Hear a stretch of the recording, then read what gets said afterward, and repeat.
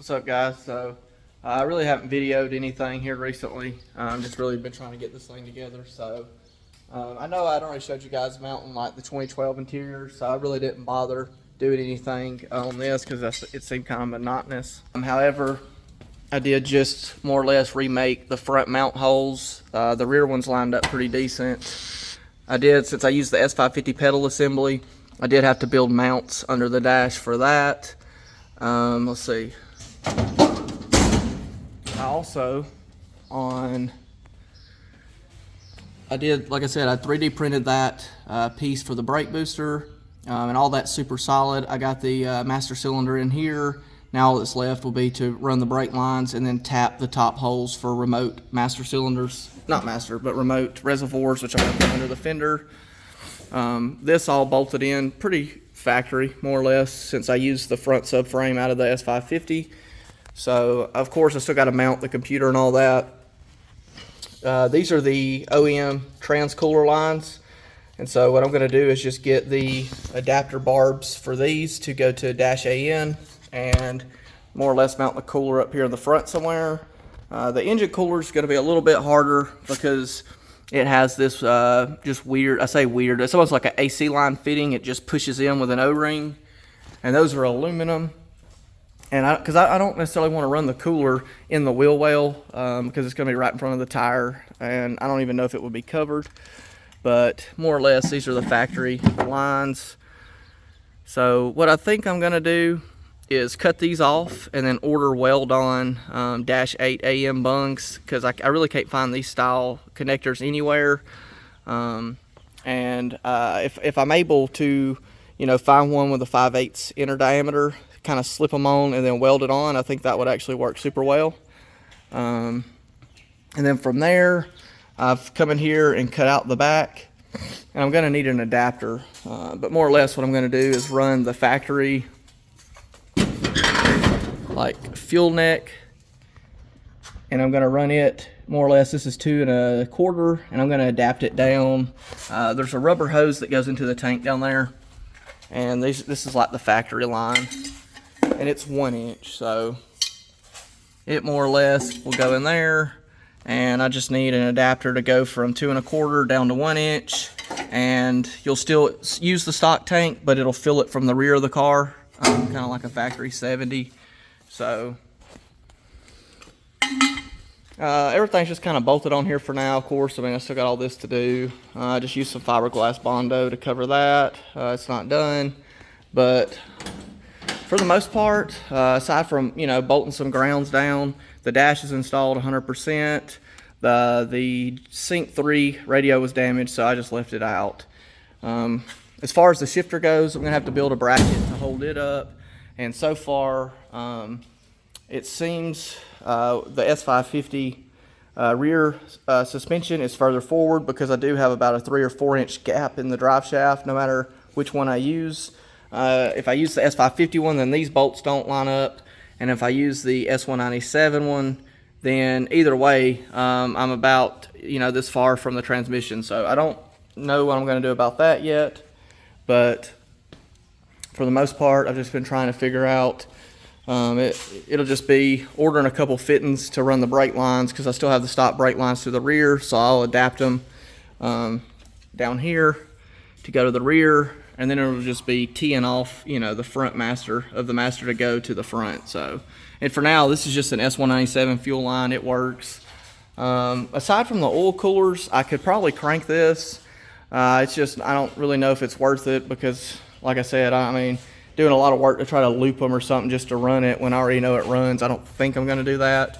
I still got to put in the AC line, which will come from there, and then of course the heater hoses. So everything will work factory, more or less like a S550.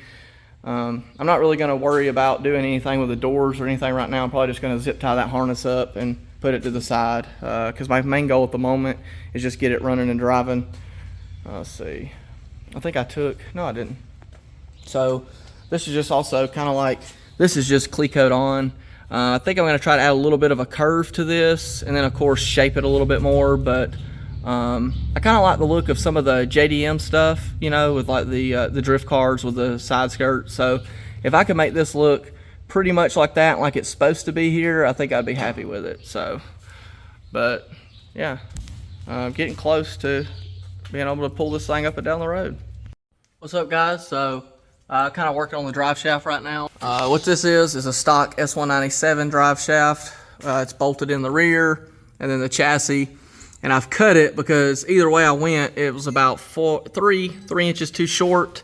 And what I determined is the differential input flange on the S550 is about 3 inches longer.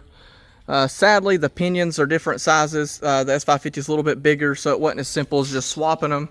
So what I'm gonna do now is, this is the, funny enough, the front half of the S197 drive shaft actually will bolt to the Trimec transmission. But anyway, this is the S550 one. And what I've done here is basically taped this as, as straight as I could get it, roughly 3 1/4 inches longer.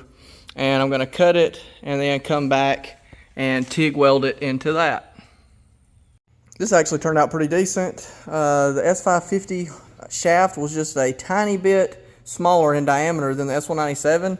So I actually was able to slide it up in there just a little bit, just enough to make sure it was welded perfectly straight. But I mean, that's fully TIG welded with filler.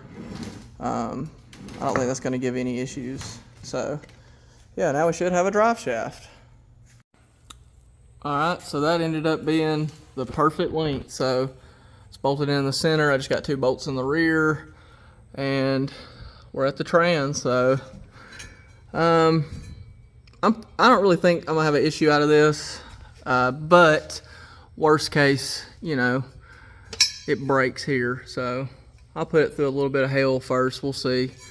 If something like that were to happen, then I'd just get a 1-piece. But at least for now, when I crank it up, I will be able to kind of pull it around and move it. So the stock GT350 transmission bracket there was broke, but I'm going to build a piece of steel to kind of catch this lip, and then probably just self-tap to it, and then come back and hold the shifter up there. And after that, it's really all that's left is the fuel system and the battery. And then I'll kind of be able to drive this.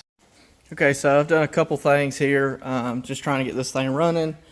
So for whatever reason, this car already had this compression fitting on the fuel line, which kind of worked out for me because this is an S550 fuel pump.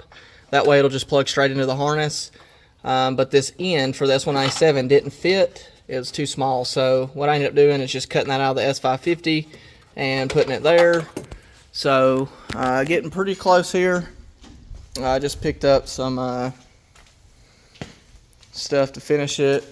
What I was going to do is go ahead and relocate the battery to the rear. Okay, so what I was going to do is I have some 2-aught wire here. I think I pulled that off of like a subsystem, but it's 105 Celsius wire, so it should be good to about 150 amps. And I picked up this 150 amp mega fuse.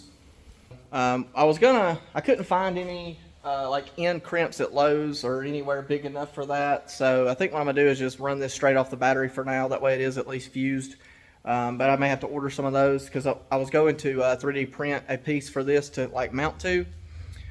Getting close. I'm just gonna unbolt this and use this as the ground to the chassis.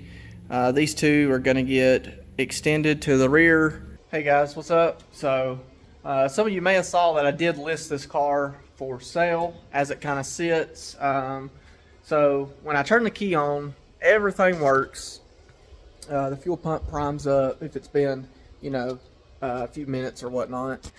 I'm having a security issue, so which like here, the clutch pedal, like when that light's green, it means that it is registering. So you pull it back and it goes off, but there's the pump firing up, there's the dash. Let's see, but more or less I have powered everything. Fuel pump comes on. I think I'm having a security issue. I do have a code for like the key transponder not matching, even though the key does power the car on. Also, I've kind of come to the conclusion, I think, that the 2021 car has some stuff in the security that say the older ones doesn't. Possibly the seats, the door modules. I don't really know. and I don't. The newest wiring diagrams I have are 2019. So, but anyway, more or less, I mean, I've checked my ground, stuff like that. It's all good. I really don't know what else to do with what I have. So what I went ahead and did is I didn't want to wait weeks, or I couldn't really afford to wait weeks on a computer, but Mars was able to ship me one tomorrow. So I went ahead and ordered a security deleted computer, and that's more or less what I'm waiting on at the moment. I'll get that put in here and see what's what. Worst case, if it's having some other issues, I could always just make it run just off the computer and, you know, kind of delete the OEM body harness, which again, I don't really have time to do all that, but it's going to be a hard sell not running. So right now, my main goal is just get this thing running and driving, and we'll go from there. Okay, so what I've gone ahead and done is, I think I may have mentioned it, I did go ahead and order the security deleted Gen 3 computer for this thing. I'm having, like, the cluster keeps telling me it's getting invalid data from the PCM. The 2019 wiring diagrams aren't really accurate to the 2021, so I went ahead and ordered 2021 diagrams. Just in case. I'm kind of thinking I may have some issues in the body control module, mainly just because the glass was busted out of the parts car, so I'm sure at some point it may have got a little wet, and you know, the communication does run through the BCM, and that could also be not necessarily some of the other issues, but I'm pretty sure the security is the reason it's not wanting to turn over, just because of that key transponder code or whatnot. So anyway, long story short, I will have the security deleted PCM, and worst case scenario, I got to delete the body control module. And you know, if that's the case, I believe what I'm gonna do is keep most of the factory harness, and then just build my own relay board. Because more or less, I think I'm gonna have a hard time selling this thing like sitting like this. And I'm to the point I have to sell it. I've had too much money tied up in it too long, and I really can't afford to finish it the way I want. But it will be able to run, drives, you know, stuff like that. May not be able to finish the brake lines, but the e-brake is hooked up, so I can drive it down the road, make sure all that's good. And I think if I can at least get it at that point, most of the body work, not body work, but a lot of the metal work done, I just think it'll be an easier sale. So yeah, anymore, thanks for watching, and I will update you guys when I get to wiring this.